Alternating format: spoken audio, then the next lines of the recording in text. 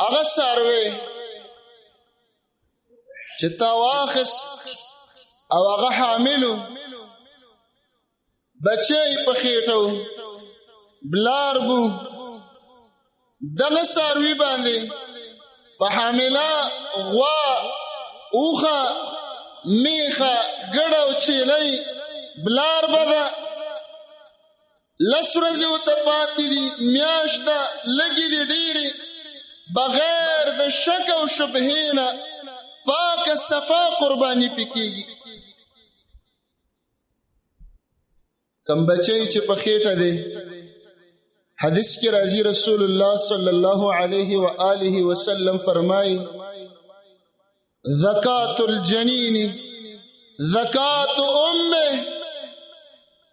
هغه څاروی چې حامله و بچی و په خېټه او تا ذبح که د 8-9 میاشتو بچی په خېټه کې مړ پروت و دا بچی ته خوړلی شي اگر چې نه دی حلال شوی نبی علیہ السلام فرمایي چې مور دې وله حلاله کړه بچی خود په خود حلال شو خوړلی تا دپاره جایز او روا دي که چرته مړو او که ژوندی و بیا به په دې بچي باندې چاړه راکاږي یو حیوان دی